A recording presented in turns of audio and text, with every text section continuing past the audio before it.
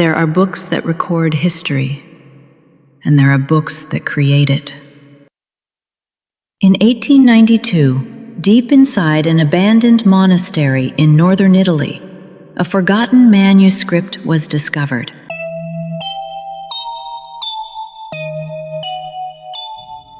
The pages were stained with time, filled with cryptic diagrams, celestial maps, and verses describing events that had not yet happened.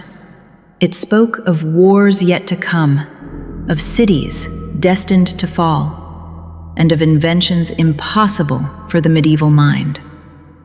At first, scholars called it madness, but decades later, one passage resurfaced, a prophecy so precise it defied explanation. This is the story of the Sibylla Codex, the ancient book that may have predicted our future. In the late 19th century, archaeologists cataloged the remains of a ruined Benedictine monastery near Pavia, Italy. Beneath the chapel's altar, they found a small, iron-clasped chest, and inside, a single leather-bound book. On the cover, a circle crossed by a triangle, faint Latin words carved around it. Verba temporis, the words of time. The manuscript held 217 pages, written in Latin, Greek, and an unknown cipher. The handwriting was impossibly neat, almost mechanical. When restored at the University of Milan, translators were stunned. The first decoded line read, "The empire of iron will fall when the eagles lose their wings. And from the ashes, men will build towers that pierce the clouds." To 19th century historians, it was nonsense. But after 2 world wars and the rise of skyscrapers, the words felt prophetic. From that moment, the Codex was called the Impossible Book. But who wrote it? Margins showed repeating symbols, a serpent eating its tail, an eclipsed sun, and a cryptic signature, Sibylla Eterna. The name Sibylla echoed from antiquity, women of prophecy, the Sibyls of Greece and Rome. Yet this book was newer. Carbon dating placed it around 1430 CE, the Renaissance, a time of awakening and superstition. If authentic, it meant someone in the 15th century wrote about inventions centuries ahead of their time. Jesuit scholar Father Enzo Marcelli spent 30 years decoding it. He translated 78 passages: the mirror that steals one's image, the chariot without horse guided by flame, the voice carried across the wind without breath. To us, photography, automobiles, and telecommunications. To them, madness. Marcelli wrote, "The Codex is a message to the future, written by a mind that does not belong to this age." In 1912, he was found dead in his study. The book was gone. It reappeared in 1938 in Prague.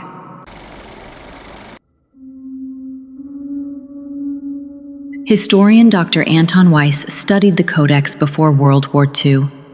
He called it a mixture of mysticism and mathematics, as if someone was trying to calculate fate. The book outlined century-long cycles from 1400 to 2400 CE, each with signs and echoes. One verse read, "When the twin serpents of fire strike the towers of Babel, the veil of peace will shatter, and shadows will walk among men." To modern ears, it sounds like a haunting echo of September 11, 2001, written 5 centuries earlier. Another entry spoke of a web that shall cover the world. The internet? Perhaps. Then a line penned in different ink. "The next dawn shall bring the storm of glass, and the sky shall burn without fire." later linked to the 1945 atomic blast, where sand turned to glass. Dr. Weiss wrote, "History is not written by men.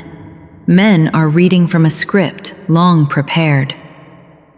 And then, Weiss vanished. For decades, skeptics called it coincidence. Yet history kept proving otherwise. When the empire with twin crowns rises in fury, a storm of iron shall consume the world. Months later, World War II. Germany's double eagle emblem, its twin crowns, fit the image exactly. Men shall leave the cradle of dust and walk among the stars. 1969, Apollo 11 on the moon. And finally, when the circle of glass rests upon the human eye, the truth will blind the world. The age of screens, of digital sight, reality seen through glass. Scholars argued for a century. Forgery, genius prediction, or something else?